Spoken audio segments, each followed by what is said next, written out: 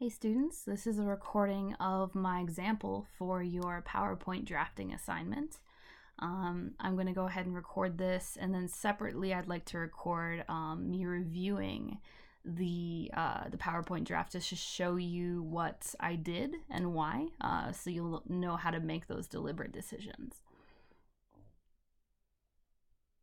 For my draft, I'm doing a post-colonial critique of Finding Nemo. This is not the most obvious way to analyze the film. There's an obvious environmentalist angle, even like a disability studies angle, but I chose post-colonial theory as my lens or my perspective on this because I think that it fits well and it shows a different angle of the movie that is not readily obvious.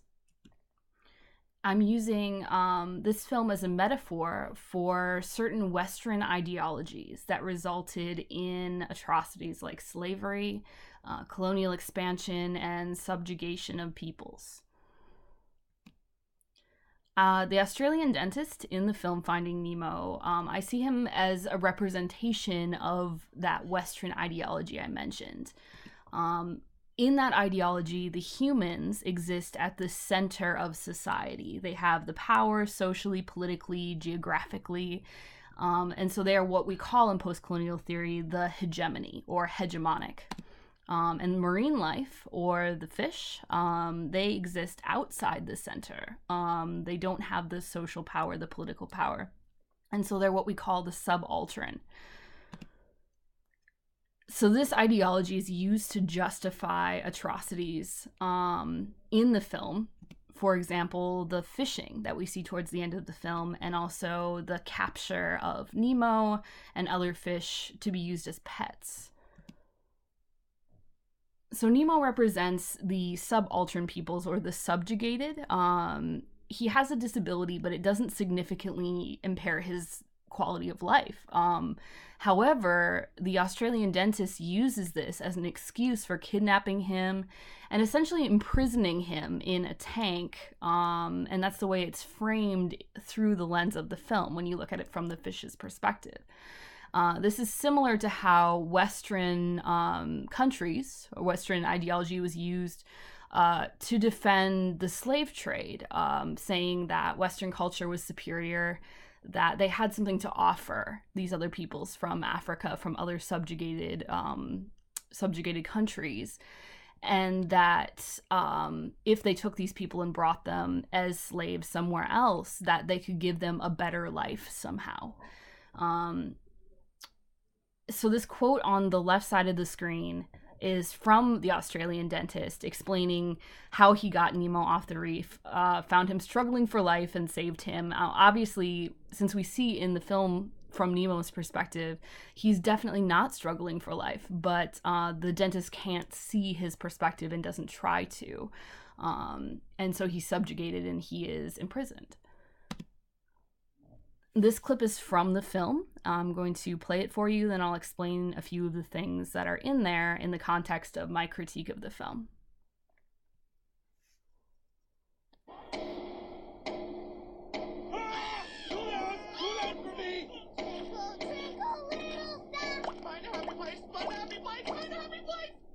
Darla, your uncle will see you now.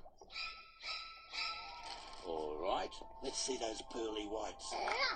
I'm a piranha, they're in the Amazon. And a piranha's a fish, just like your present. Oh, no. Poor little guy. He's dead. Shark bait! Yeah, fishy, fishy. Must have left your present on the car, sweetie. I'll go and get it. He's still alive! He's not dead! What's happening? Why is he playing dead? He's gonna get flushed down the toilet. He's gonna get out of here. He's gonna get flushed. What a smart little guy! Oh, no, not the trash can. Nemo, no! Hey, I found his dad. Where's Nemo? Where is he? Dentist, He's over there. What's a dentist? What is that? Nigel, get in there. I can't go in there. Oh, yes, you can. What the?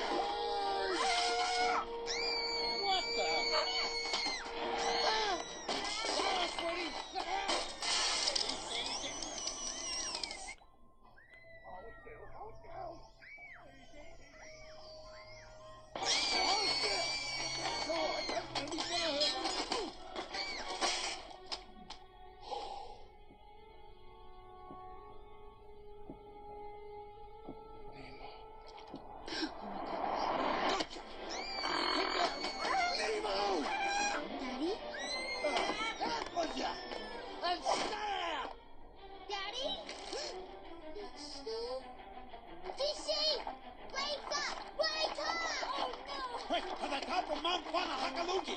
Why are you sleeping? Hurry! Float! Bring up fire!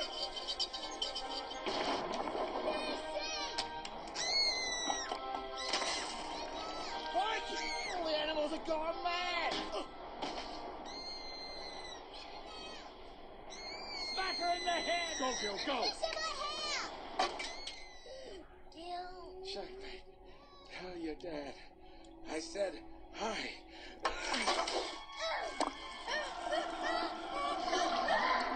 Go get him. Oh.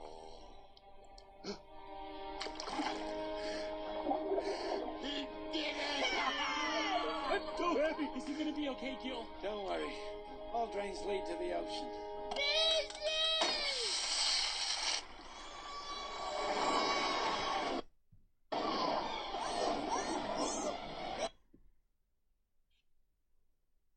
Okay.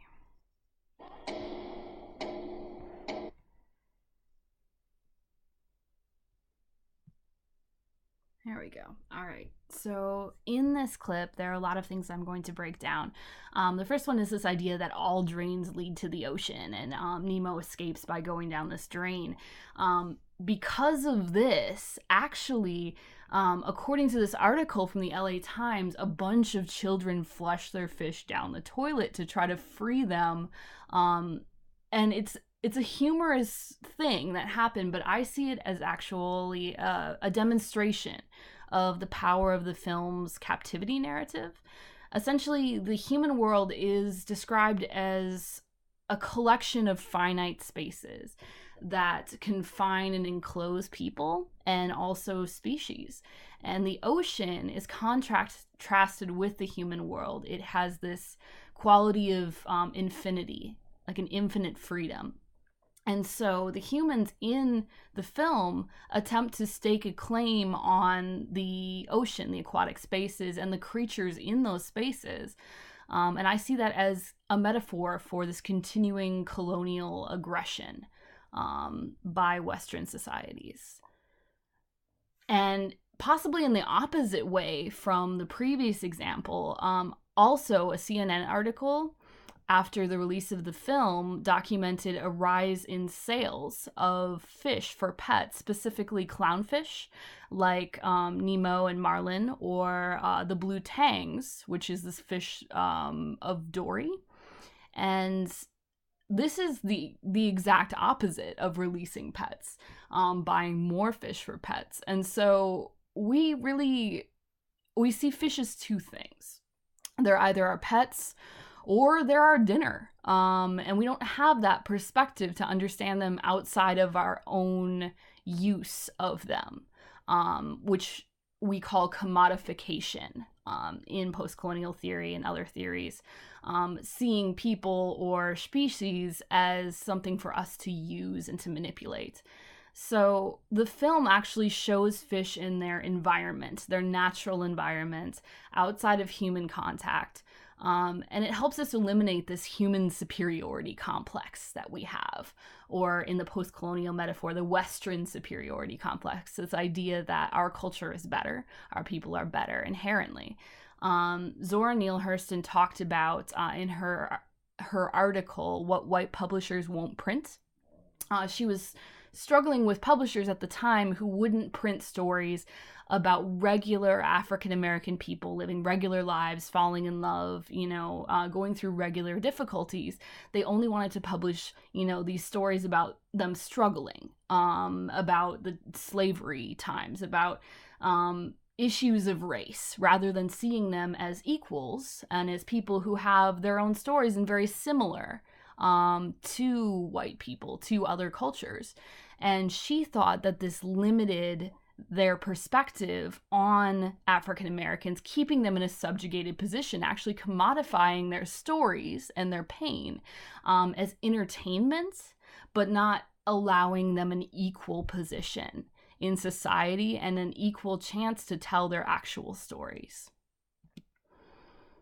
I see Gil and Nemo as heroes of the resistance against the human oppression in a way in this film. In the clip, you saw them with this escape method kind of struggling against what the dentist was doing. And they actually, when Gil jumps on the dentist tool to flip Nemo into the drain, when Nemo's like going down the drain, and they're talking about using the toilet as well, they're using these tools that were created by humans in order to oppose the will of the humans. And this is something that subaltern or subjected people do. They use what is given to them by the people that are subjecting them, by the colonizer, the hegemony, and they actually use it against the colonizer. They learn to adapt those things and use them for their own purposes as a way of resisting that oppression.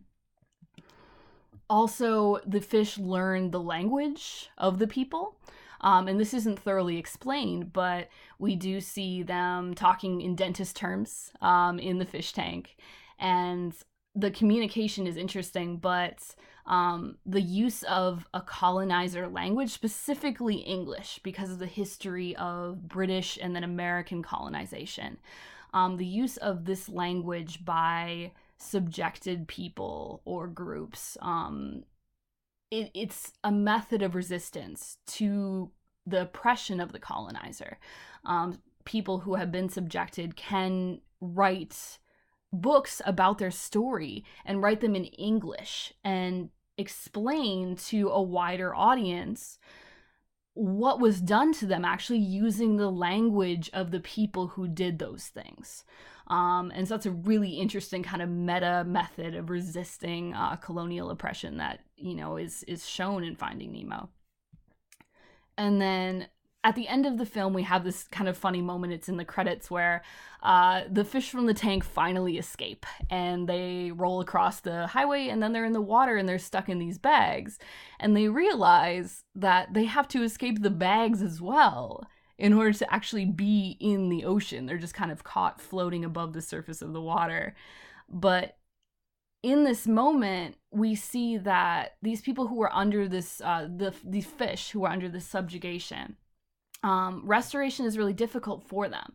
And it's a metaphor in some ways for people who are subjugated by colonial oppressors trying to reintegrate into their own cultures.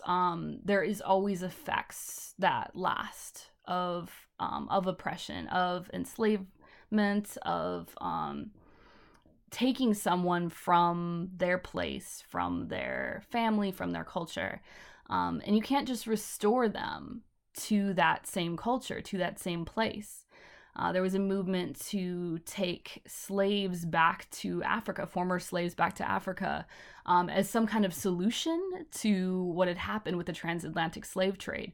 But you can't return people, especially people who aren't from that country. They were born in America, and just drop them off at a different country and say, this is not our problem anymore, we took you back. Because those people were born in America. We have to find a way, or had to at the time, find a way to have them be a part of our society and to treat them equally. And this is something that we still struggle with. And so even though these fish can't reintegrate into the ocean in this way, through telling stories, through understanding, and through help from others, they're able to reach a different place, to maybe return to something closer to what they used to be. And this is a way of resisting colonial oppression. And so that's some of the methods or some of the theories in post-colonial understanding of literature. And I hope that helped you understand post-colonialism, but also to understand my particular perspective. I'm going to do a separate recording of my analysis of this PowerPoint, just to explain to you why I did it the way that I did it. And hopefully that will help you as you create your PowerPoint drafts, which are due this Friday in class, and you're going to be presenting them to your peers. So make sure that you're working on that hard this week, that you get your sources integrated, and ask me if you have any questions. There are resources on Blackboard for you to look at when you're trying to create your PowerPoints. Thank you so much for watching this video. I hope that you have good luck with the creation of your PowerPoints, and I will see you soon.